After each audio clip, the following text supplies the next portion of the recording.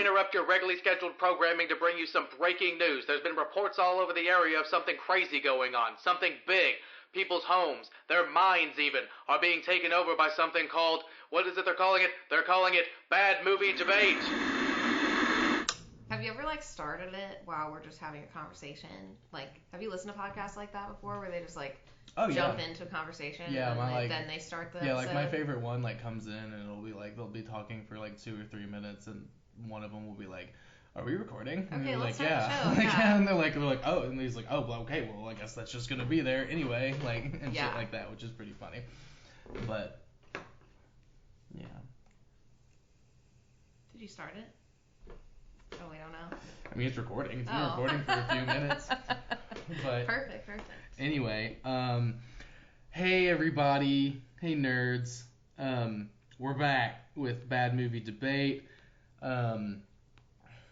Spooky season is unfortunately over for the time being, so no more spooky stuff for a little bit. But spooky season part 2 comes up after Thanksgiving, because all the Christmas ghost stories and stuff, which is a lot of fun. So, we'll get into that. Muppets Christmas Christmas Carol will not be talked about, because that movie's fucking amazing. So we'll get into that, come December maybe.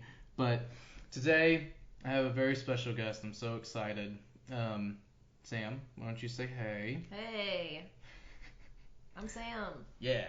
Perfect. It's fucking Sam.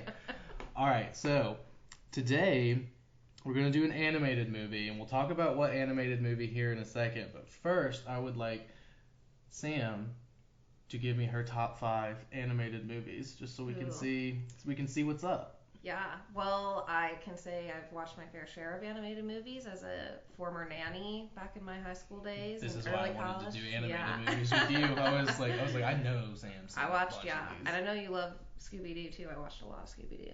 Scooby-Doo's so good. Yeah, but I would say, honestly, a lot of my top 5s are some Disney, some Pixar. I think one of my ones up there is Inside Out.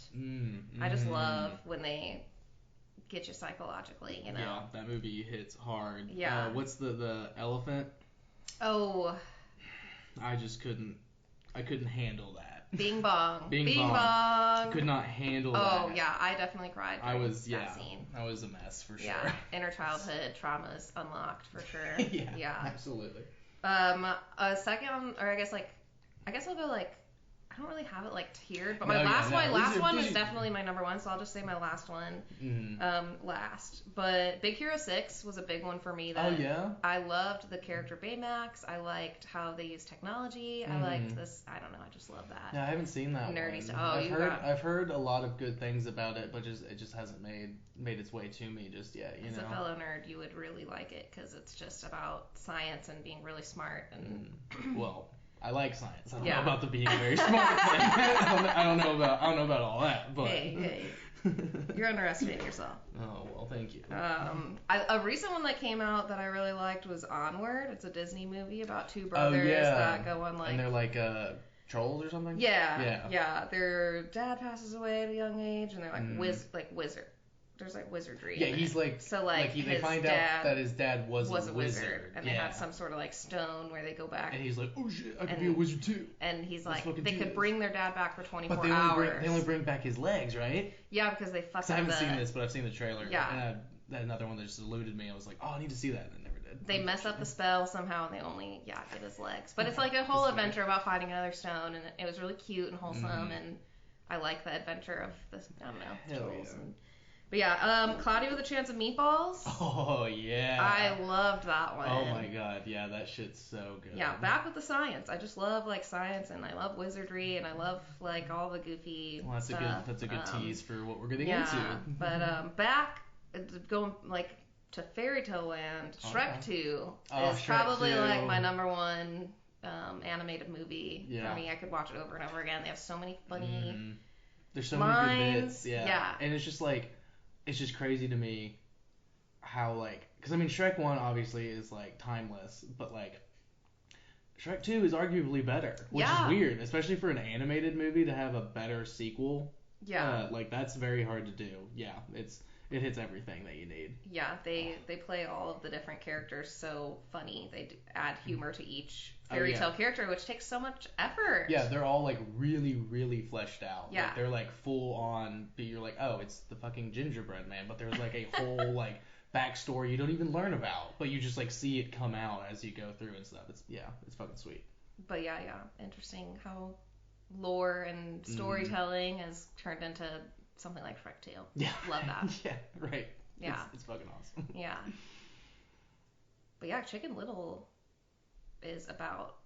Am I not supposed to say about who it is? Oh no, it doesn't matter. Oh. I was looking at like oh. Oh yeah. well the movie we're talking about today, Chicken Little, which used to be up there for me. Mm-hmm. The lore behind it is interesting. It's like the Boy Who Cried Wolf kind of a tale about a chicken and stuff. Yeah. And they took that tiny little fable and made a whole movie based off of it, which we'll get into it. Okay. But I'm gonna do my top 5 real quick, and we'll go over reviews and stuff for Chicken Little, because I'll just go ahead and say I should have liked this movie more than I did. I'm saying I'm going with the it's bad. Sam's going with it's good. I should have, based on the premise of it and like how they go about it. But we'll get into it, of course. So my top 5, no particular order except for maybe this first one. This might be my top one because I watched it pretty recent and it's just so good. Atlantis. I love Atlantis. So good. That's a very badly rated movie. It's I didn't know that. I don't think it's as bad as Chicken Little, yeah. Which we'll get into, but it's in the negative. Like, it could have been on this show, but like I don't know a single person who doesn't like it, and there's no way I could argue that it was bad, because like it's so good. Yeah. It's so good. I wish it had done better when it came out, because a live action of that would be so awesome. Like, they could literally take some shots specifically and just recreate them in live action, and it would be so cinematic. Oh, yeah. So good. With with technology and video making now. Yeah. Well, with the way when the stones or whatever, she goes up and stuff, and she's walking, and they all start to fall like that. That exact shot, but live action. That'd be so would be so cool. Ooh, chills. It'll probably never happen though, because it has a bad rating. But anyway, I feel like maybe all of our generation really thought it was a good rating. Did they have like good McDonald's toys? You know how like some movies had like good they had McDonald's the little toys? Shit, the little shit with the pinchers. I had that shit. Okay, because maybe that's why it's so like. Yeah, that's good true. in our generation. Yeah, the marketing, the marketing behind it, and like the toys of it and stuff, definitely. Because I definitely had that little ship, and it was like one of my favorite. They had little wheels. It was one of the ones you could like pull back, and it would like zoom off. Yeah, it was fun. Oh, that shit's long gone now, unfortunately. If only I should have kept it. Anyway, my next one is Lion King. Classic. Just because it's just classic, which is ironic though, because like I don't give two shits about Shakespeare, and it's fucking Hamlet. Oh yeah. Is it Hamlet or Macbeth? No, it's Hamlet. Or is it Macbeth? See, again, I don't give a shit. I don't give a shit about Shakespeare, so like. I used to care. But that's what's so ironic about it, because it's like Lion King, and then my next one I have on my list is Toy Story. Okay. And like those were the two movies when I was a kid. Like, I had to watch one of those before I went to bed, or I would not go to sleep. Yeah. Like, you know what I mean? And like, so I grew up loving Lion King, but like, fuck Shakespeare. Like, yeah. I don't give a fuck about Shakespeare.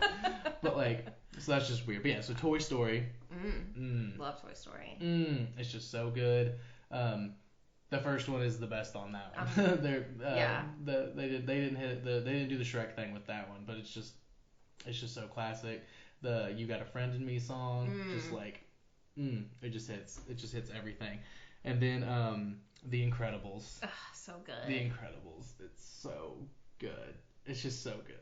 And I'm so glad they waited like almost a decade or over a decade to do the second one, because the second one is really, really good too. Yeah. It's not as good, but I mean, it's fine. Yeah. You know, it's fine that it's not as good, because I'd still put it like top tier. I saw a funny TikTok of this woman who said, she goes, Mr. Incredible looks like Peyton Manning. She's like, don't fight me on it. She was like, I think it's the forehead. It's the forehead. 100%. Oh my fucking god, that's amazing. Oh god, I'll never look at it the same now. That's the guy I'm thinking about, right? Yeah, Peyton the right Manning, guy? yeah, okay. From the Colts. Yeah. And Tennessee Yeah, okay. I was like, I'm not into football, so I think I have the right guy. That's the thing. It's everybody knows Peyton Manning because of the forehead, at least. Like, no offense, he's a great player. Mm-hmm. It's fine. Like, not trying to, attack him, but like, he looks like Mr. Incredible. He looks like Mr. Incredible, which is a compliment. Yeah, because Mr. Incredible is literally incredible. Like, it's fucking awesome, and it's great. And then this one's a little bit of a.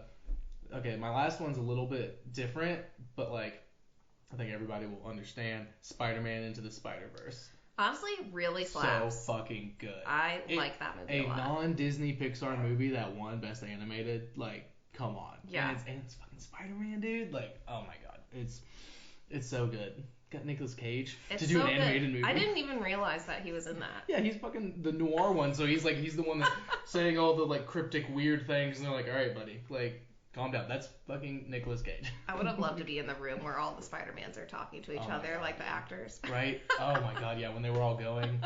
Because what's the guy from New Girl? Coach. That guy. No, not Coach. Not Schmidt. Nick. Nick. Yes, he's Parker B. Peter B. Parker. He plays like the older, like rundown shit. Like he voices him. I did not know that. And he's so good, right? Yeah. I didn't know until the credits were rolling, and I was like, "Yo, what the fuck?" Like, because what's his name? It's like I don't remember his name. It's like Jack Johnson, but it's not Jack Johnson. Yeah, but it's something like basically like that. Like Jeff Johnson. It's something like JJ, like very similar in terms of stuff. But oh yeah, that movie is so good. And then Miles Morales as the focal point of a Spider-Man movie is also great. And then you got John Mulaney as Peter Porker. I do love John Mulaney in things because you always know directly who it is. Exactly. He's got such a distinct voice. You're like, holy shit. And then I think it's Haley Steinfeld is Spider-Gwen. Oh. Yeah, they really shelled out for that. No wonder it was so good. It was so good. And I think they did I agree with you. I think they did the Rossberger thing where they like were all in the room recording it together and stuff. Because apparently that's like not super common. I didn't actually realize like, that Rossberger did that. But I like that. Rossberger's is like one of the like they've gotten a lot of like praise for like they're all there as if it was like, okay, our shoot starts at this time, and then they're all going through it and like bouncing off of each other like energy wise and stuff. Because like it used to be like you would come in, you would read all your lines in the context and the way that you would do a couple takes, and then you'd leave and you'd be done in like 5 hours. Yeah. You'd be like, boom, whole movie, all my lines ready to go. But so like crazy. You don't get that energy. No, you don't. Which is weird. What's the dude's name? Oh, Jake Johnson. Jake Johnson. You were really close. I'm so close. I'm so close. Anyway, he's great. Okay, so we're gonna go over the Chicken Little like Rotten Tomatoes and IMDb and Metacritic, all that stuff as usual. So Rotten Tomatoes, 36% on the tomato meter. So that's a very fucking low. splat. It's got the little green splat. It's not great. 46% on the audience score, so it has a little popcorn spilling out. So 10% more on that side, but still not great apparently. And then we've got IMDb, which is pretty even keeled at 5.7, which is that out of 10? Yeah, out of 10. So like, there's usually even movies that like everybody knows are objectively bad make it to 5. Yeah. On IMDb, so that one's not really relevant. It's the ones that make it to 3 that like are 3 on there that you're like, well, I have to watch this because like nobody likes this apparently, except for like one guy who made 100 different accounts to make to build it up. At least Trolling. That's some troll. And then Metacritic was a 48 Metascore and a 5.2 user score. So pretty even thought consensus across the board that this is not great. Yeah. But we'll get into it. I'd say average. It's average. It's average. All right, so we got a good review here from Terry Lawson from the Detroit Free Press, and he says, quote, "The originality and brightness of Chicken Little resides in its characters, whose names may be familiar from children's books, but whose personalities are unique." End quote. So pretty good. Yeah. He's saying it's doing the Shrek thing, where it's like, yeah, you know who that is, like, you know, because you have Ugly Duckling and like all them and stuff, and like you're like, oh, but they're like, yeah. So I disagree, I will say, but again, we'll get more into it later. Now for the bad review, which is interesting. It's Tom Long for Detroit news. So the two best ones came from Detroit. One good, one bad. I was like, oh, that's kind of weird. Tom Long says, quote, "It's almost as if Disney was so nervous about its big chance at computer animation that it crammed in the cheap jokes and disposable music and wayward side plots to make sure it appealed to everyone." End quote. And I gotta agree. We'll talk about the music here in a little bit, because that was one of the first things I wrote down. Was like, okay, what's going on? Mm-hmm. But first, as I like to do with everybody, since you're saying it's good, what is one thing you did not like about it? Just like it could be super casual. My thing I did like is like pretty casual. Okay. You know, it doesn't have to be anything like super deep. Just like this was kind of whatever. Yeah. Well, obviously this podcast is a huge spoiler alert, but yeah, if you don't know that by now, if you've listened to all the episodes and you don't know that by now, then I don't know what to tell you. Yeah. Well, the thing I didn't really like was some of the plot writing. Like, I didn't really feel like I felt connected to Chicken Little for any reason. I kind of felt like I was part of the town. Maybe that's just me being older now and not like a kid, where I'm like, I'm not really fighting for Chicken Little. He's kind of annoying. And then like he fights his, tries to get his dad's honor back essentially, and then the sky falls in on him again, and he hides it. Like that was like a plot hole where I was just like, why? That's one of my biggest things. I was like, literally, this whole thing could have been avoided if you could have been like, fuck you, Dad. Yeah. I was right, and then boom, bada bing, bada boom, everything's done. And it's like, even though his dad like gets to believe him later, it's just like, why not after a year of me trying to show you that this is real? I literally have it in my room. Even though he won the game and everything, and he finally got on his dad's side. And I just thought that was stupid. I was like, really? Me and Brett were like, oh my gosh, are you serious? Okay, good, because that's what I was doing last night when I was watching it. I was like, oh my fucking god, why? I was like, why? But like, I get it. Again, it is a kids movie, so you kind of have to like take a step back, and it's like, he had been fighting for his dad's like approval and stuff, and everything like this whole time, and he finally got it because he like helped win the big game and stuff. So like, I mean, I kind of get that inclination to be like, well, we'll just sweep this under the rug, and we'll just carry on, and everything will be fine. But at the same time, like, I think even, like, I don't know, like, an 8-year-old kid could be like, well, why didn't he just tell him?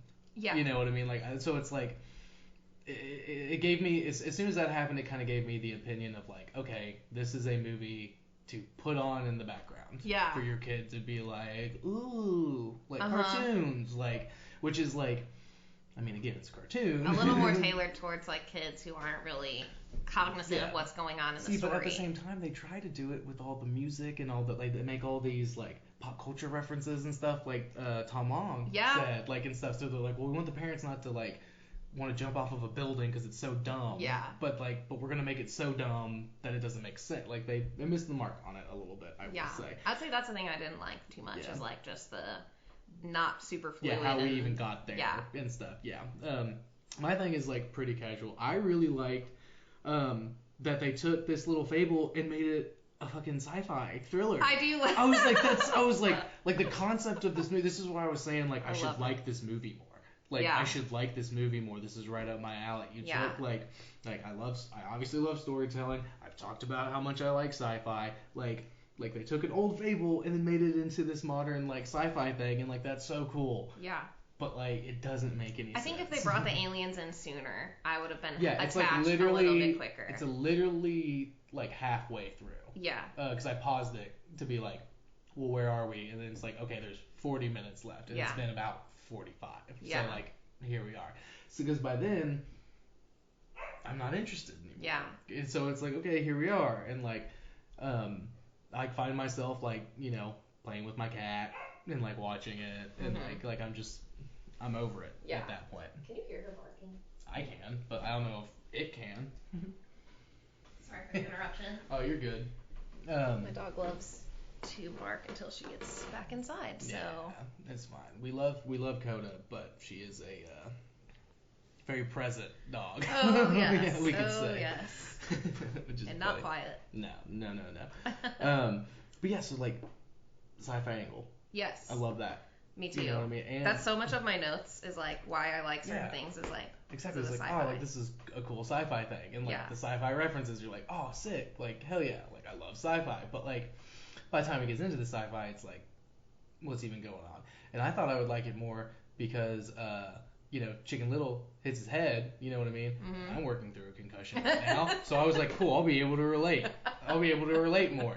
I still didn't. I still was like, man, this little kid's annoying as shit. Yeah, it was something about him like being so confident in himself, like every time that he would be alone, he would be like spinning around and giving finger guns and be like, yeah. And you're just like, those are the moments where you're just like, you little shit. Yeah, you're like, you're a little shit. You're a cocky little shit. But it's like, I'm sure as like a parent, you're like, oh yeah, he's like himself. And see, but apparently his dad's not. Honestly, one of the things I didn't like, I mean, I get that the whole movie is about like the lack of communication from between like Chicken Little and his dad and from the aliens and the town, because like if they had just communicated better, none of this would have ever happened on both scales. And I get that, but like it's just like I don't know, it's just like his dad kind of sucks because he's not like it's not that he doesn't want to listen to his son because he's like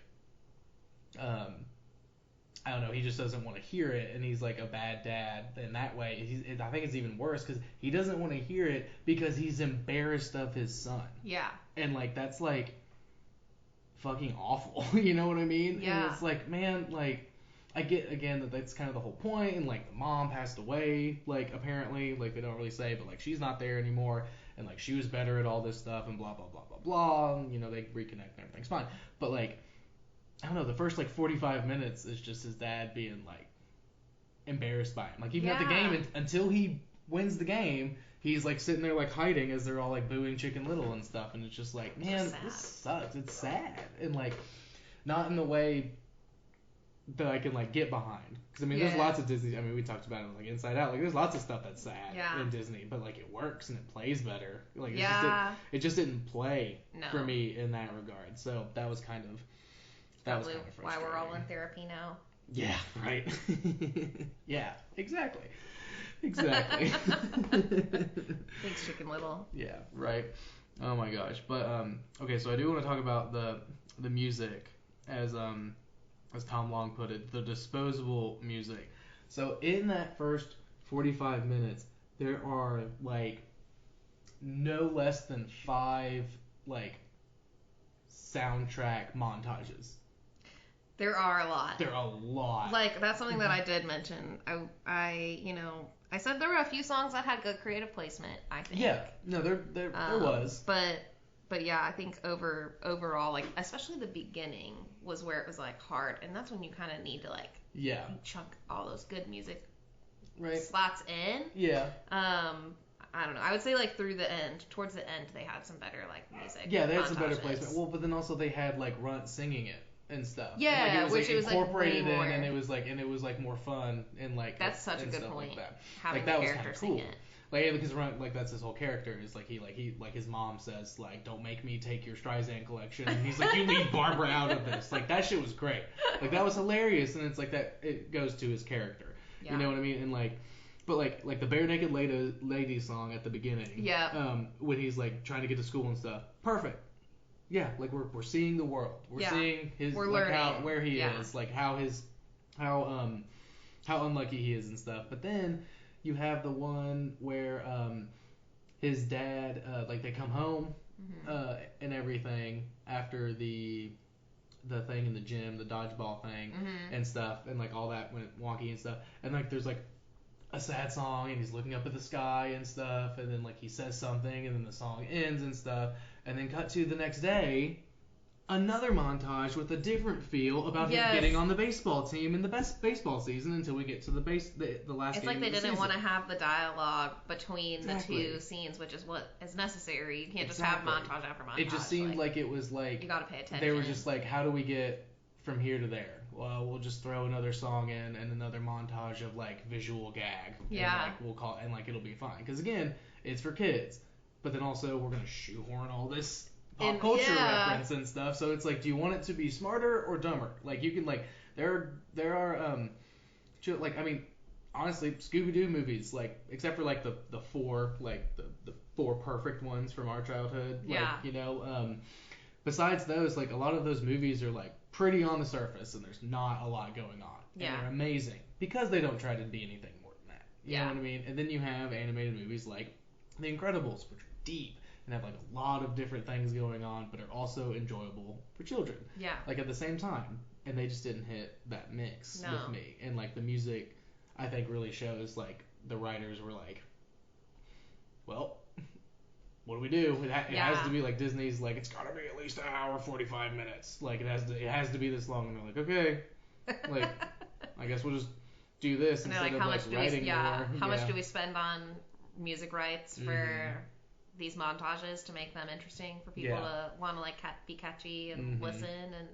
Exactly. They did, like, have good, I think, creative placement on, like, what songs they picked based off the lyrics. But I feel like if you're tuning into, like, as a kid, you're kind of, like, you're not really, I mean, maybe they're listening to the lyrics, but I don't think that it's, like, having, like, a Bare Naked Ladies song versus, like, one that kids would know that are, like, is more catchy. It's, like, they definitely are tuning into, like, the what can adults understand.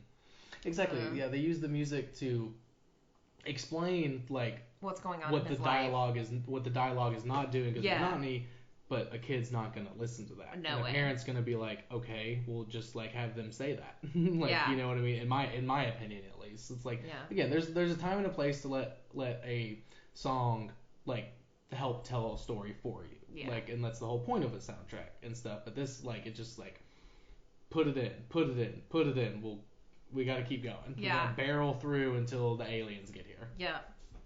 Yeah. No, speaking of songs, though, like, speaking of aliens, too, I think some of my favorite placements were when the aliens came and they had, like, the End of the World as We Know It song was so good. Like, that's that perfect. Said, like, what was happening and you were watching what was happening. Yeah, because, like, the end of the world was happening. Yeah, like, that's a great, like, in this movie, a great example, because it's, like, it puts you in, like, you're a town goer, like, you're someone who lives in the town.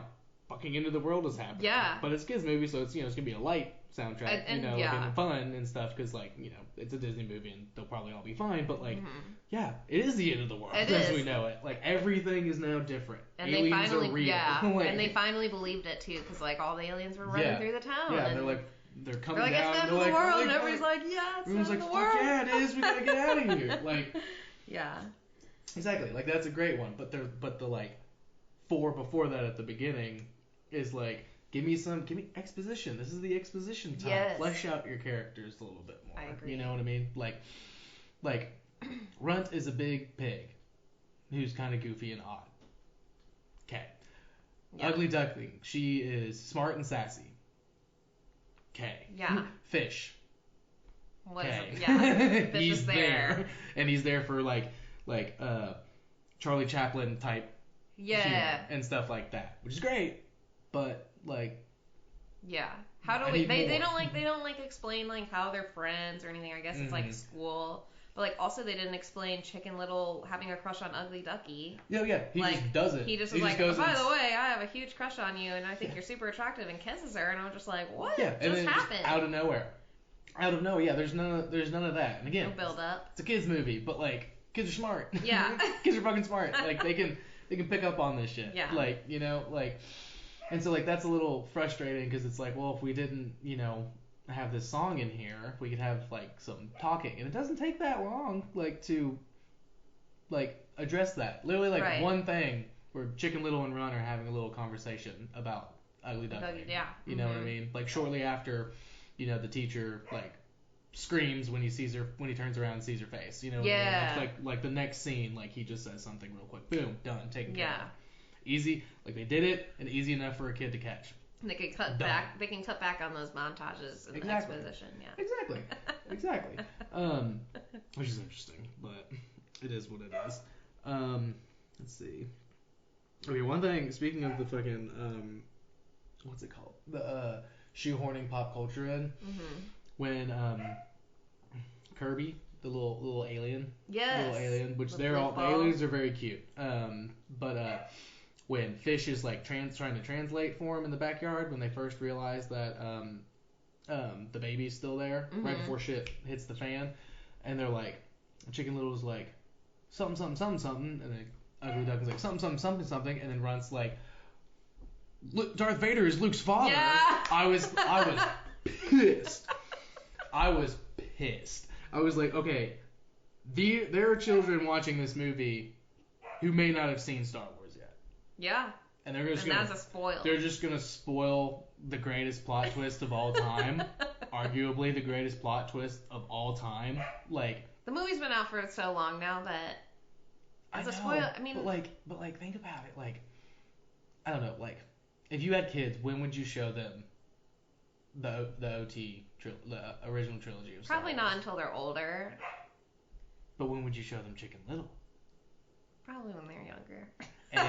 And I don't know about you. But I don't know, how many like references do you catch from other movies that give you spoilers? Like when you were a kid, do you have any? I mean, me personally, I don't off the top of my head, but like, yeah, like I watched that Chicken Little and was like, huh, like at that scene, I was like, because I had seen Star Wars already at that point, and was like, what? They just. I was like, they just did that? Like, isn't that the whole thing? Like, isn't that like the whole big like thing and stuff? Like, I don't know. I mean, that's the thing. A lot of kids' movies don't spoil other movies. That's a good point. I mean? Like, that's a really good that point. I can think of. I'm sure there's not that bajillion, not that blatantly. Yeah. You know what I mean? Like, I don't know. There's not going to be like the only other one I can think of right now, and I don't think they would reference this in a kids' movie, is Seven. Oh, yes. I don't think they'd be like, what's in the box? Yes. Unless they just said, what's in the box? Like, yeah. Like, you know what I mean? Which would be hilarious if I was a parent and I was watching a movie with my kids and they did that whole bit. They'd be like, why are you laughing so much? And I'd be like, like, I have another, like, okay, we're going to watch this movie now.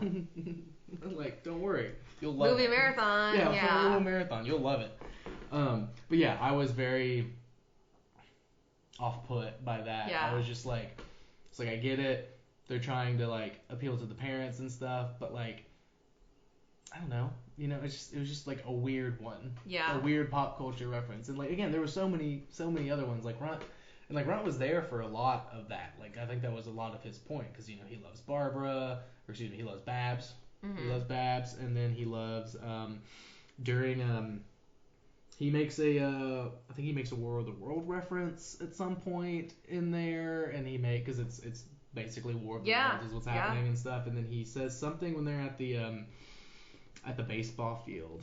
He makes a reference to some kind of a darker movie while they're like hiding and stuff. He's like, oh, and then like they're gonna do and like all this. Yeah, stuff. I remember that scene, but I don't know what movie it was. What it was, but like he's mostly there for that. Yeah. Like he's mostly there for the parents' appeal and stuff. Like Runt is. Yeah, Runt is. Yeah, I couldn't agree more. Like, yeah, because he did a lot of the funny like the singing "Staying Alive" while he was in the ship. See, but that was great. Yeah, like just like funny. Like, yeah. Like he's like, because he loves old music and stuff, and then when he's doing the "I Will Survive" thing yes. while driving and stuff, like that's amazing. Survive. Like that's so great, and he's just ding ding ding ding ding dinging the bell and shit. Like that all works perfectly. So yeah, honestly, favorite character is probably Runt. Not gonna lie. He is the best character because again, Chicken Little's a piece of shit. Yeah. Like he sucks. His dad More like Chicken Little piece of shit. Yeah, Chicken Little piece of shit. Yeah, absolutely. That's what the name of this movie should have fucking been. No, I'm pro Chicken Little, but he is a little piece of shit character. Shit. Yeah. But then again, Fish is literally just there. No, I do appreciate his Charlie Chaplin-esque like angle and stuff, and like I feel like that's what they were going for, and I appreciate it, but like okay. And then Ugly Duckling doesn't really do much. She seems like, I don't know, it's like she's confident. Yeah. And she's like doing stuff and like we gotta do this, like you need to do that, like, you know, like they're singing karaoke. They're doing their karaoke and she's hit her and Run and killing it. Yeah. You know, like and that's all great. But like that's it, you know. And then you have Foxy Loxy. Yeah. Like, the fucking cool bad bitch at the school and stuff, and it's like okay, and then she gets turned into some weird girly girl at the end. That was kind of weird. That was a little bit of a weird twist. Yeah, but then Runt is like in love with her now. Yeah. And stuff because she likes to sing now and stuff. So I don't know. That That was weird. I don't know what my read is on that. Angle, that yeah. is kind of, I kind of didn't process that until you mentioned it. Yeah, I was like, because then the credits roll, and then they do like a little duet, like the "Don't Go Breaking My Heart." As the credits roll, it's Runt and Foxy Loxy. Like, I feel like there's got to be some other theories behind that. There's got to be some more. Because it's like they say, like depth. her brain got scrambled when they brought her back and stuff, and they could fix it, but like nah. Like Runt's like, now leave her. She's perfect now. And he has the reins to say that. Don't change her. Yeah, exactly. And it's like, what? Like, I don't know. It's very weird. But then the dad, I really don't like the dad. He really makes me mad. Yeah. You know what I mean? Because I mean, like, again, I said we were going to be talking about a horror movie, but what's scarier than not having your father's respect? That's so you know true. What I mean? Like, that's so true. Like, it's kind of scary in that regard. Like, yeah. It's like, fuck, dude. Like, all he wants is his dad to just be proud of him. Yep. And, like, say he loves you. Like, he loves him and stuff. And, like, he does eventually. But, like, the whole time he's just like... He doesn't believe his son. He doesn't believe his son. Yeah. He's like, I'm embarrassed by my son. You know, like, with, like, at the very beginning with the acorn stuff. Like, he's like, oh, it's fine. Sorry. Like, I'm so sorry. Like, I'm super embarrassed. Like... Yeah. Like, and like he's like, we're just gonna pretend like this never even happened, and he's like bitching about the movie that they were gonna make and stuff, and he's just like this is and it's like, bro, like I get that you were like big macho baseball guy when you were in school, but like fucking sucks. It's just he's one of those guys who peaked in high school. Yes. That's what he is. That's and, like, his character. And fuck that. And like fuck that. But it's relatable if you think about it. It's relatable for a lot of people because anybody that played sports with their dad that is trying to live through their children's life, But I do think that it sucks as like a movie premise. Is like, hey, this is you're gonna be trying to fight for your dad, like. Your dad's respect and love and being proud of you, and then it's all over like an alien invasion. Yeah, but also it's like all you want is your dad's love and respect, but he's only gonna give it to you if you're good at sports, like he was, or if the crazy thing that you said happened. He has actual physical, tangible proof that it happened. Other than that, he's not gonna care and he's not gonna believe you. Yeah. Like he sucks. Yeah. He says he's a bad dad, and it's like, yeah, you are. You are. Like, I'm sure they're fine now, but only because of that. Yeah. And, like, that doesn't send a very good message. To me, it's like, so to get your dad's respect, you have to be great. Yep. Which is another reason why I said we're all in therapy, is because that's, like, a lot of our childhood. Exactly. Is fighting, just, like, figuring out how to dodge your own parents' traumas that they've dealt with. And it's, like, it does suck as being Chicken Little at his parent, like his mom's not in the picture. It sounds like. Yeah, which obviously that's. And then the dad is like obviously traumatized by that, and so it's just like overall just more sad than anything, like. Yeah. But I do think that like I do appreciate the relatability of it, like. I mean, it is relatable in that regard, yeah. And it's like they're not trying to sugarcoat anything, but it's not like as brutal as your parent, like them showing the parent dying. Like if they did that, if they like showed it, like if they started off with like they're at mom's funeral, like then you might feel like a little more pull for Chicken Little. I could understand. And for the dad. I could understand both of them a little bit. But more. I think that since they just cut that part out, since they were just like, oh yeah, and they're like, yeah, mom's gone. She's been gone for a while. I'm distanced from you, son. Yeah. And the son's like, the only way that I can get on my dad's side is if I play baseball just like him. And it's just like which I mean again is very relatable. It is I don't know if it makes for good entertainment, kind of if anything. Yeah, exactly. I just feel like it's more thought provoking. I just feel like it just like sets like a weird precedent of like you can only get your parents' approval and respect if you like are great and stuff. Yeah. And, like, well, guess what? Like Chicken Little physically should not be playing sports. Yeah. Did you see like the bed that they gave him? He's got like this giant bed in his bedroom. I'm like, if he's this little, why are they giving him a giant bed that he has to jump onto a badminton racket to get onto bed? Like he can't even look out the window. Yeah. Like everything is like not built to his scale. Built for him like he's a short king. Yeah. Is he ever gonna get big? I don't know. Is he just Chicken Little forever? Because he had this. Okay, back to just the character development. Zach Braff being Chicken Little's voice was really throwing me off because I was like, you're supposed to be a child, right? And I get that like a lot of children's movies they use adult actors, like it makes sense. They'll make like is one of the things I love about like SpongeBob, like but it was really weird hearing like the dad's voice and the mom, the dad's voice and then Chicken Little's voice next to each other, because you're just like, that's just two adults talking. Yeah, because if you close your eyes, you're just like, that's just two grown men having a conversation. Yeah. And you're like, why is he saying it was dad? so wild. That's very, very weird. And like, don't get me wrong, I think it would have been worse if they had like put on like an affected like kid's voice. True. That would have been super weird. No, like, very off-putting. I'm pro the adult voices for, but I feel like they didn't do adult voices for everyone. Like, I don't think they did that for Foxy Loxy. They definitely did it. They did Joan Cusack for Ugly Ducky. Yeah, which was another very adult sounding voice. Yeah, that one was adult sounding, but like I feel like it worked better. Yeah, I don't know why. I mean, and no offense to Zach Braff, I love Scrubs, Zach Braff, but like Joan, she's just a better actor across the board. Yeah. Probably is probably what that is.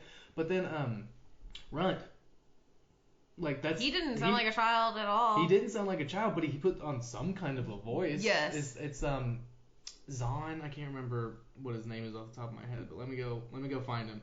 But like he's been in so much stuff, and I was like, oh shit, yeah, like this guy.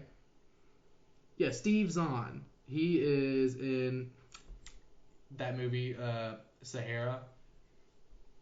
With Matthew McConaughey.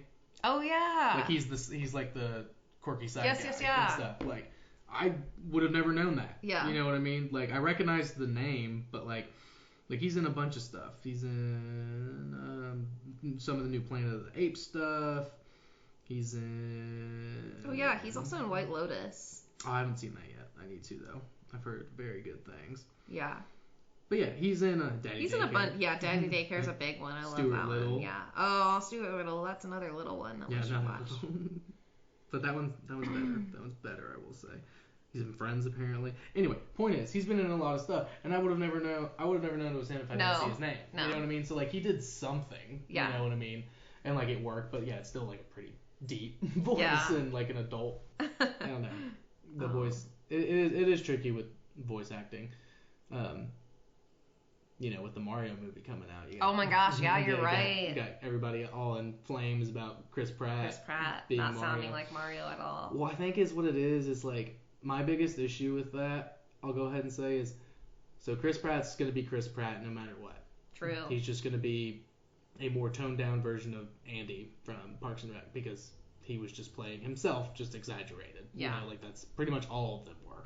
Pretty much. In that show. That's why it works so well. But Chris Pratt is just going to talk however he talks, and it'll be fine in his mind. But the biggest issue with it is the original voice actor for Mario is still alive. And I did not know that. Yeah, he's an older man at this point, but like he's still around. Like he could pull it off. He could have done it. All he has to do is sit in a chair and do his lines. You know what I mean? Like he could have done it. But you know that they picked Chris Pratt because it's Chris Pratt. Because it's Chris Pratt, and like everybody loves Chris Pratt. Like no, middle-aged white moms love Chris Pratt. Yeah. That's who everybody is to Hollywood. You know what I mean? So like they love Chris Pratt. Like I'm fine with him. I like him in Parks and Rec, but other than that, like I mean the Jurassic Park movies like aren't really that great. Yeah. Like, he's fine. He does what he needs to.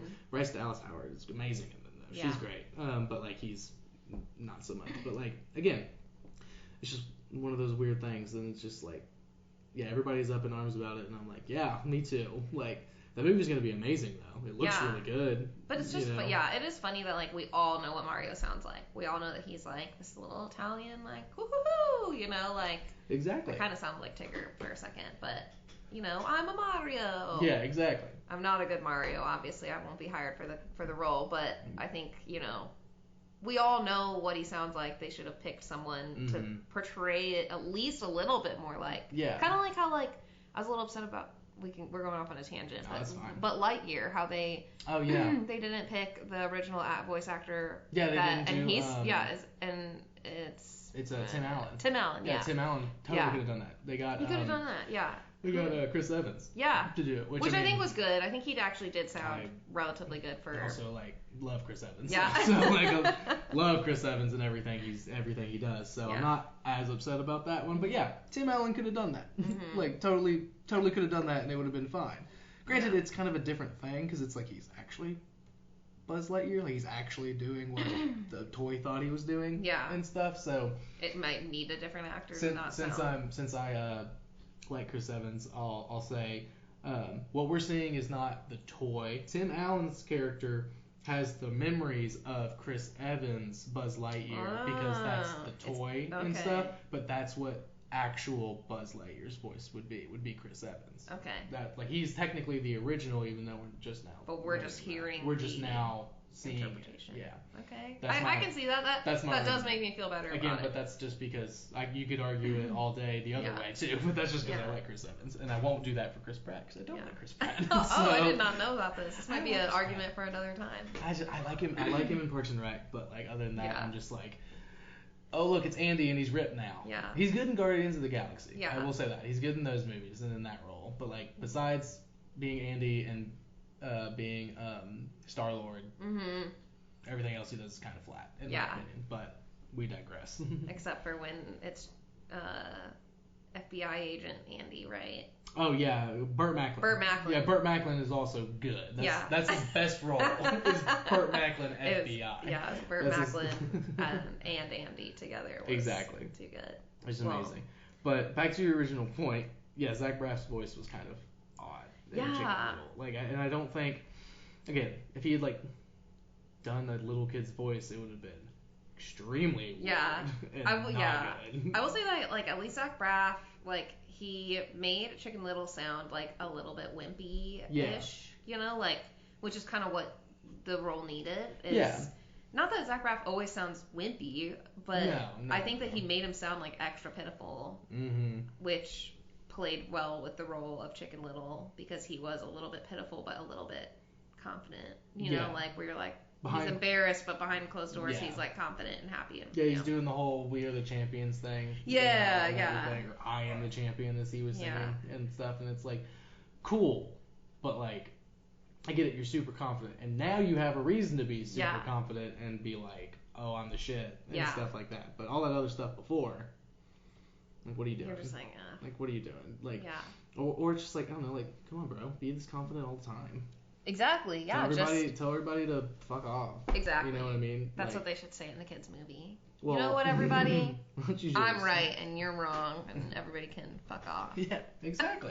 What's wrong with that? Hey, I love that in this this part of my life. I feel like I'm kind of that in that zone. Hell yeah. Maybe it's like as you grow older and you watch these movies, like you're on Chicken Little's side, and then you're not, and then you are, and then you're like, you know what? F everyone. Yeah. You know. Yeah, that's true. He should have just been looking out for number one. Yeah. You know what I mean? Which he kind of was, but not, But not at the same time. He was behind closed doors, Yeah, I don't know. It's more complicated than it seems for some reason. Yeah, which it shouldn't be. It really shouldn't be that complicated. Yeah. Overall, for a movie, though, I think it was just like... I think the first half is just way too chaotic. Yeah, it's just like boom, boom, boom, boom, boom, boom, boom, boom, boom, and then like a like focused narrative with those moments, those like slower moments to like build and like let the story flesh out as it should and stuff. It was just like the getting there took way too long. I agree. And I agree with what you said. You said like the first like the end of Act 1 should have been the aliens show up. Yes. And it's like, okay, everybody now knows what's really going on. Yeah. Not like halfway through. Like, right. Then everybody knows what's going on. Or at the very least, it's it still could have been, I don't know. It's just like. It would have been cool for him to like, not just him, but all his friends. If they would have seen the ship like they did at the later part of the movie and been on his side, and then it's the kids versus the parents. You know, I love that complex, like Stranger Things, where it's like kids versus parents. Eventually the parents join in. And, but I feel like a lot of the times it's like these stories where you're like, why don't you just tell your mom and dad, you know? Yeah, like, it's just like, tell them. But it was just Chicken Little all by himself getting this experience where he was so isolated, became a little less like cheering for him. It was more like everybody else already feels like he's crazy because of obviously like the storytelling, like the lore of it before is just that you get hit in the head and you're called crazy because you didn't see anything. It's like people that see ghosts and stuff, they're like, oh, you're not well, you know. It's like exactly. it's kind of like that but I feel like you have Like, I just watched Midnight Mass. I don't know if you've seen that. About 4 times. Oh, it's so good. It's one of the best horror shows to come out, and I don't even know how long. But yeah, it's like when people are all, like, connected, seeing what's happening. Mm-hmm. Same with Haunting of Hill House, where all the kids are being haunted, and the parents are the only ones that are just like, I don't know. Those are both Mike Flanagan, too. I know. We watched them back to back because they were just so good. He's my favorite. That was like our horror. Also, are you gonna watch Bly Manor? I don't think so. It didn't look as good. It's not as so. That one is, we're way off track, but I'm just gonna lay it all out because I love Mike Flanagan. So that one is good, but it's not as scary because it's more. It takes it's based off of Turn of the Screw by Henry James, which was written in a time of like Gothic literature, like not even like horror, but like Gothic literature, where ghosts are characters. They are not necessarily the big bad evil thing. Okay, like less paranormal. Yeah, but... it's like supernatural elements like in the story, like kind of like in A Christmas Carol, where like the ghost isn't bad. He's just there to tell him like and take him on his journey and like teach him stuff. Like he's not bad. Like this is like the original story comes from that kind of era, so it's not as scary. And it's a very romantic Gothic tale, and it was done very well. And there's some phenomenal acting. The sheriff in Midnight Mass is in that one. One of the main characters. He's amazing in that too, which I didn't even realize that they're all playing in the same stuff. Yeah, all the actors. Yeah, he likes to bring a lot of people back. His wife is one of the main characters and everything. She's in Haunting of Hill House, the sister. That touches things. Yeah, that touches things. That's his wife. She's so good. Yeah, she's great. She's so different in Midnight Mass versus Hill House. Like. Yeah, no, I want to see her in more stuff. Same with the sheriff and whoever his character is in Bly Manor. I did not realize they were the same person until like I was halfway through that, and then like with Haunting of Hill House and Bly Manor, I did not realize they were like who she is in that. She's not in that one as much. I was like, I did not realize until I was like, oh shit, wait, that's the same person. So they're all very good, and they're kind of doing like he's kind of doing like the American Horror Story thing. Like, so like just does different things with different people, with the same actors and stuff, but it's just like much more like I mean it's brutal because it's like TV mature instead of what can be on cable and stuff like that, and it's just like. Oh, it's just so good. But yeah, Bly Manor's good, but you could watch that like now that spooky season is over. Yeah. Like during Christmas time. It's not gonna give you. It's gonna be like, oh, there's ghosts. Spooky, It's like, oh, there's ghosts. Like, ooh, that was kind of scary. It's not gonna be Midnight Mass. The horrors of religion. Yeah. Right. God. The way they twisted it in together though was pretty impressive. Me being raised Catholic, it was one of the scariest things I've ever seen. Oh, I'm sure. You're like, I was drinking vampire blood this whole time. Oh yeah. I went to a wedding this weekend and it was like a mass. Yeah. Basically, and we all like took communion or whatever, and I went up to Brett afterwards and I was like, did you only think about Midnight Mass? And he's like, everything's gonna be healed. I'm gonna feel so good after this. And oh my God, he feels sick right now. He's going through his transition. Oh no, we're screwed. Oh no, well, that's not good. I mean, I have not seen him in the sun since he came back. Honestly, he's out there somewhere, laying around in the woods probably. Allegedly. Yeah, we think that he's alive, but. Yeah, I forced Austin's not super big into horror, as I'm sure you know. I forced her to watch Midnight Mass. Really? What'd she think of it? She thought it was really good. She kind of couldn't get the monologues. Like, there's a lot of deep monologues and stuff. She was kind of like, okay. And I was like, no, but like trust me. Like, once you get to the end, you're like, oh, all that's important. You know what I mean?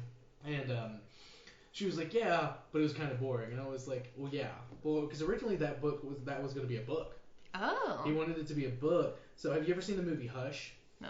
It's about, it should be on Netflix still because it's Mike Flanagan. And he, all of his stuff that's great now is on there. So they probably will keep it up there. But his wife's the main character. Shocker. But she is a deaf author who lives by herself. And the plot is like somebody, like a serial killer, like comes to like kill her, and she's deaf, and she's like trapped inside the house, and like but she's deaf, so there's like that kind of a twist to it. Ooh. It's really, really good. But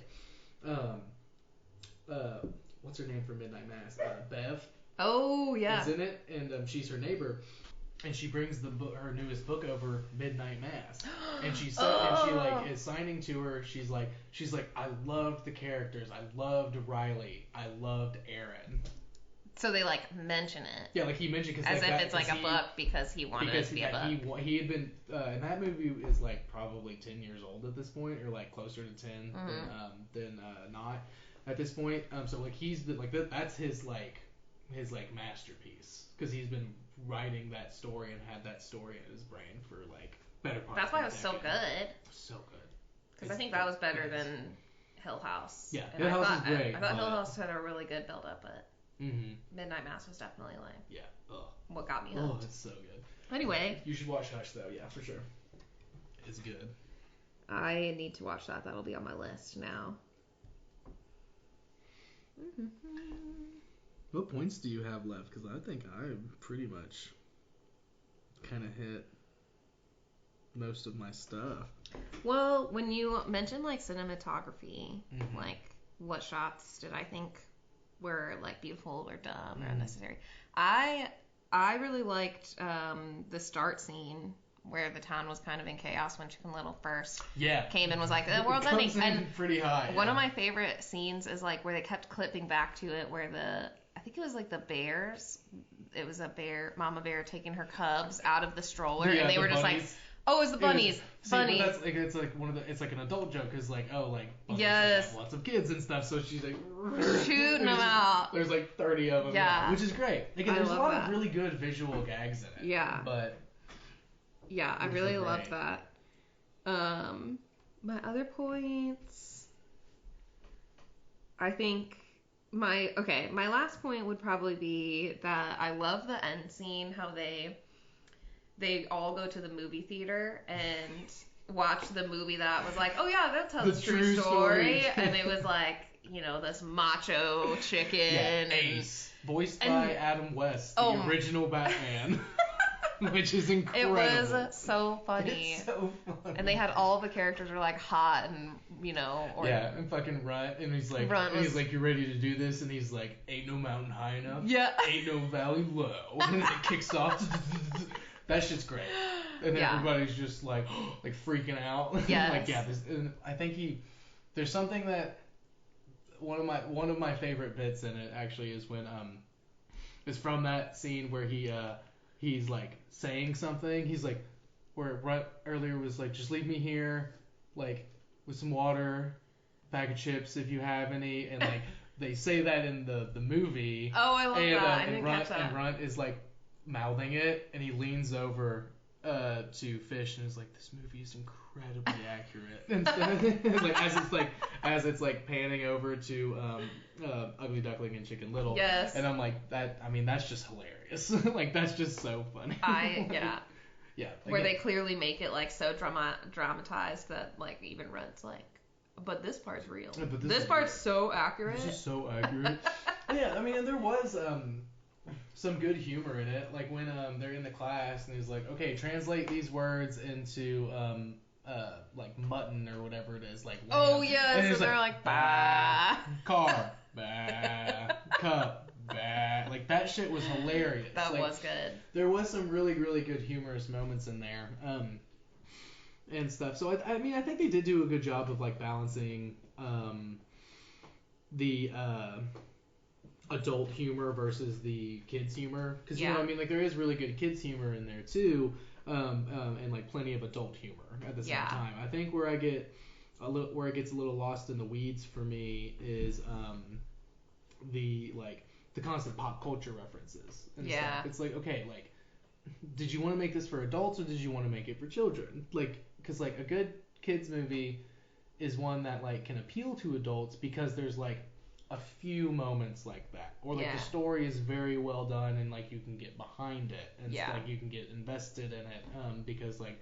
characters and like all that stuff. But this one I felt like it was just way too chaotic at the beginning, and then it gets more focused. But by then, who even are these people? Yeah, these animals that I'm supposed to even care about. I think I think that they really lost track in their writing from the original like story of Chicken Little, which is him having the acorn hit his head, and he being like, the claims sky to is be falling. Well, it's not even the sky. It's like they all think he's crazy, right? But we all see the sky fall. So I think like it's harder for us to get into get into that storyline. And then I think it would have been more fun to see the actual sky falling later if we didn't already know that it had fallen prior. Because they're trying to do the dramatic irony thing of like, well, you're going to relate because you know he's right. And it's like, well, no, like I'm not. Yeah. Because like he's annoying about it. You know what I mean? Like if the first act had been like, okay, the sky's falling, like he says, like whatever, and then we might not believe him. I mean, we might be on the side of the parents. Yeah, and then at the end, the first plot point, at the end of the first act is this guy does actually fall into his room, and we're like, yo, what the fuck? Yeah, and this then, is like, actually we're like, happening. What is going on? And then like you're going along the journey, you're like, okay, now I believe you, but like we get to believe him first, and then he tries to get everybody else to believe. Along the way, but like we're like, no, he was telling the truth. Like, and then now I'm like, you're still a little shit, but like, but I'm on your side. You and know that's kind of I mean? like I think where we could have related to the dad more too. Like, if we would have had the dad's perspective the whole time of what happened, then maybe we would have been more on Chicken Little's side and less like against him. I don't know. Yeah. But I really liked I was pro Chicken Little. I think it was still very entertaining with the aliens. I think it's just something about aliens that made it so good for me. There's no other, I can't think of a different way you could take that tiny little fable about believing people and lying and blow it up into a whole movie. And make it about aliens. I don't know. Like, well, I mean, saying like, I don't know how you can make a whole movie out of that little fable unless you put an alien. Exactly. like, there's no other way to do it but to make it sci-fi. Yeah. You know what I mean? Like, like they were totally on the money with that. Like the elevator pitch. Like if I was an executive at Disney and somebody gave me the elevator pitch, I would greenlight it. I'd be like, yes, make that. Yeah. That's fucking awesome. Aliens. Like sick. And then I'd watch it and be like, you're all fired. Yeah. Because this movie sucks. We need the aliens way sooner in the movie. Yeah. Like, where the fuck are the aliens? Yeah. By the time we get there, I'm checked out. Yeah. I also would have loved a little bit background of the aliens, too. I always love people's interpretations of aliens and, like, how they storytell them. And, because obviously, I mean, I don't know very much about space. I don't know if there's actually aliens out there. I know there's other life forms, like, whatever. Yeah. But I love seeing people's, actual interpretations of aliens. Yeah. Hence movie Alien. Yeah. And They Live and just love all of the different fucking Star Wars. Star Wars, a bunch of aliens. Yeah. I've been watching Andor lately. It's been I need to watch it. I think I'm gonna wait. I feel like I'm watching Chicken Little, but it's like no. No, I think the other day I said I think I was watching Andor and I was like, this feels like I'm watching, what was the movie? Oh my god, I hope I don't lose my train of thought. I feel like I'm watching Halloween Town, is what I said. Yeah. I said I watched Halloween Town so recently that I was like, started watching Andor afterwards, and I was like, it feels like I'm watching Halloween Town because their characters aren't as like, I don't know. I feel like lately Star Wars characters haven't been as like iconic. Well, people have been. That's one of the things. Again, I haven't watched it yet. I'm at that point where Netflix kind of ruined me, and I just wait for the whole thing to come out so I can just binge it all at once. Yeah. And just like watch like 3 episodes till I fall asleep, and then finish like the next however many. So I'm gonna wait, but I've been seeing people making comments about like Andor specifically being like, where are all the aliens? Like, Yeah. Like somebody said something like 3 episodes in, everyone looks like a human. There's not even like scars or like weird little horns on their head or anything to make them not human looking and stuff. They have some scenes. They definitely have some scenes. Because that's why I was like, that's why I literally felt like I was watching Halloween Town. Because I was like, these are monsters. They're not aliens. They just look like made up. Yeah, I've heard it's really good though. Like I haven't watched all of it yet, so no spoilers there. But we've gotten like 4 episodes in, I think. Hell yeah. Yeah, we're trying to finish it before Thanksgiving because my dad and brother are big Star Wars fans, and I know my dad for sure consumes content more than like quicker than anybody I know. So I know he'll be down to talk about it. But yeah, so good characters and. But yeah, I don't know. I feel like all we learn about the aliens in Chicken Little is they just come to get acorns. Yeah. And that's the whole reason they were there, was to pick up some acorns on the way to the grandparents' house and stuff. And like, oops, sorry for the misunderstanding. Which again is the whole like lesson to be learned is communication. Which again is the whole lesson to be learned from the fable originally. And stuff. And so like I get like it all works and makes sense. It's just the execution like falls flat for me. Yeah. But like like. Give me some more time with the aliens. Like give I want to see more on their ship. Yeah. Yeah. I want to see why do they need acorns? Why do aliens eat acorns? Give us a little more. I don't know. I guess that kind of gives us like Rick and Morty vibes too, where you watch where he's like going to get his little rocks and stuff that help him time travel or whatever it might be. He goes and collects different types of elements from different planets and different dimensions so that he can do his different rocket science and different sciencey things. That's true. I'm gonna need you to take these. I'm gonna need you to shove them way up your ass, Morty. Way up there.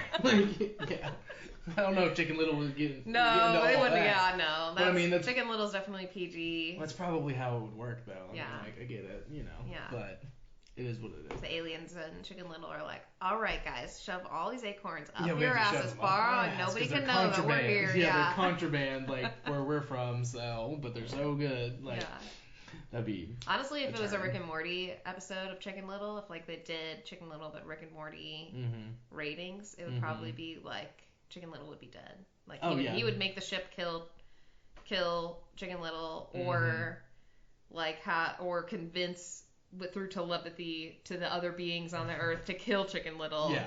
And then kill each other. I feel like it would be some kind of like morbid killing situation. It'd be one of those ones where they're like, well, we got to find another dimension to go to. Yes. And just like bleed right into reality here because this is all fucked. At this point, which would be very entertaining. That would be really entertaining. So really do we write up to Rick and Morty's writers? No, fuck that. We'll just we're gonna delete this episode, this audio, and we're just gonna write this movie ourselves, and then or I'll save this, and then we'll put it out there and be like, see, we had the idea. Yeah, X-rated Chicken Little.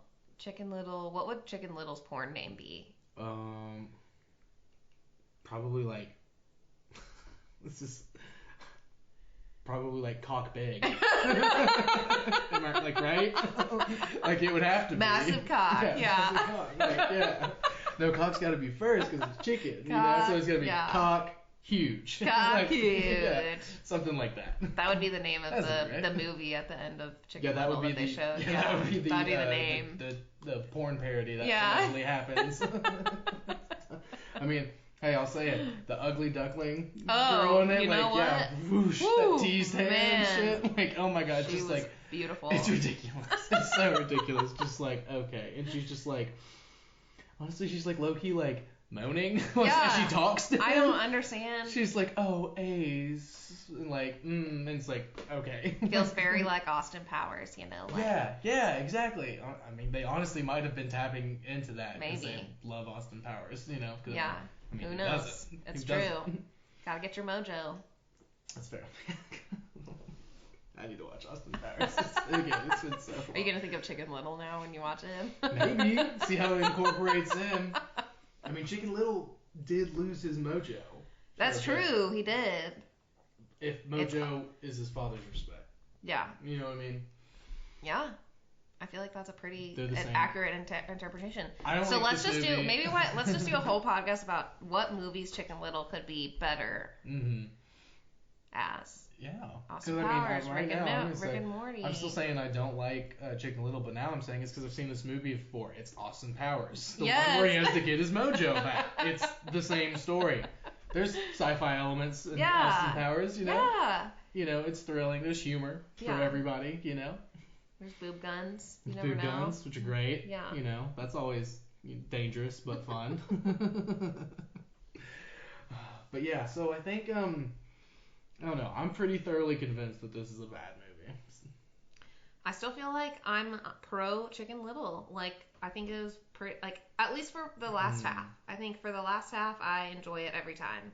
First half is a turn it on, get it started, make your dinner, get your drinks, and then sit down, and then watch the alien part. When it actually gets good. Yeah. But like, So you're saying this movie's still good, but only half of it? Yeah. The first 45 minutes are Well, I mean, as you've heard me irrelevant? I've heard you talk. I mean, you've heard me talk about how much I love aliens and how much I love sci-fi. True. I mean, am I allowed to be pro Chicken Little for half of the movie and con Chicken Little for the first half? I don't know. I'll have to call corporate about it. This is a very important show, so I don't know. We'll have to see what the guidelines are. I don't know. I think we made both really good points. I think we did, yeah, because you definitely made some points that I was like, well, yeah, that's good. And then, like, again, like like we talked about, like the humor is like pretty good across the board. Like, Especially I definitely laughed, like LOL'd a bit, like being like oh shit, okay, forgot about that one. Like, that's pretty good, you know? Yeah.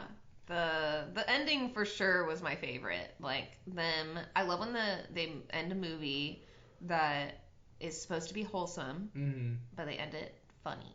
Yeah. Funny and wholesome. Yeah, exactly. Yeah, because like, oh yeah, the Fulsome. movie, Fulsome. Yeah, it was very fulsome. Yeah. It was like, cause like, yeah, Ugly Duckling and Chicken Little. Yeah. They're a little couple, which is so cute. Yeah. Little popcorn, they're holding hands, like so cute. But then like the true story bit. The true story bit was my fucking hilarious. Oh yeah. Like that's probably my favorite part of the whole thing. Yeah. Because I forgot, because I was looking at the IMDb before as it was like getting up, and I was like, Adam West, and I was like, Ace. I was like, who the fuck is this character? And then like as soon as it came up, I was like, oh. Fuck, that's right. Let's go.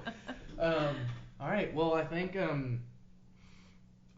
we'll have to leave it undecided, and we'll have to let people in the comments. let people vote and make the final decision. Okay. And then we'll come back to it in the next episode. I'll reveal. Okay. I'll reveal it.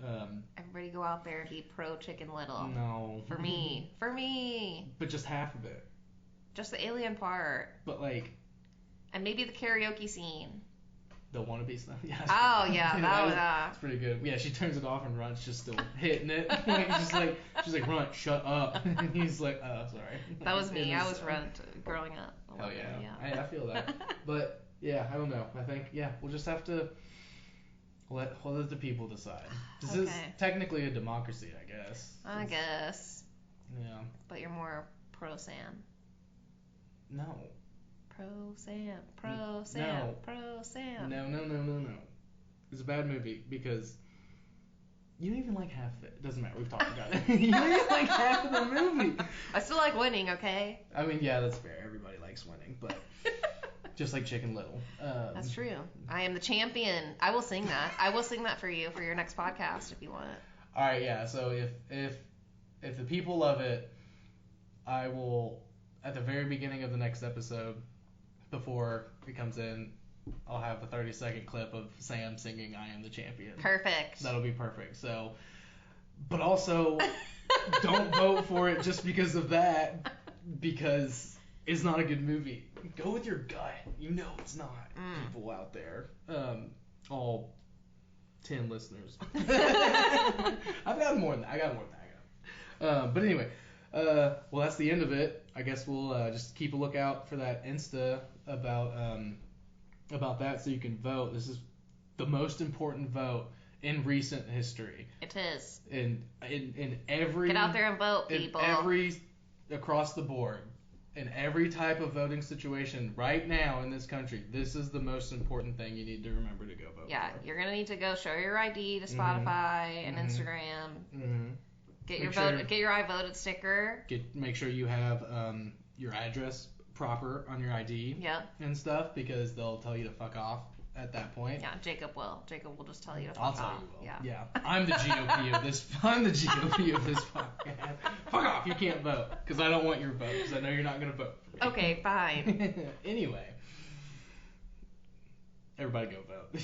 Yeah. It's important. Across the board, please vote. We need to. But anyway, we're not here to talk about that. We can talk for another 10 hours. We could even talk about that, but we won't because this is a fun entertainment podcast. Follow on Instagram at Bad Movie Debate, all one word, all lowercase. I'm still trying to get through my 31 for 31. I think I'm at 22. All right. Which is, I thought that would be the motivation. I got to do it for this. Still couldn't do it. Still couldn't do it. Okay, we're in practice, you know. It's hard. It's we hard. got the holiday season coming up too. Yeah, that's true. Because I mean, I love horror movies, but like, I like to watch other stuff sometimes too. So it is kind of hard to go 31 for 31. But I'll watch some shit and post about it. It'll be fine. But yeah, follow on there. Please follow on Spotify. That helps a lot. That would be dope. And results are not in. We still have to count the mail-in ballots. So the results are not in, even though we're done talking at this point. So, all right, we'll see what happens next time. See y'all later.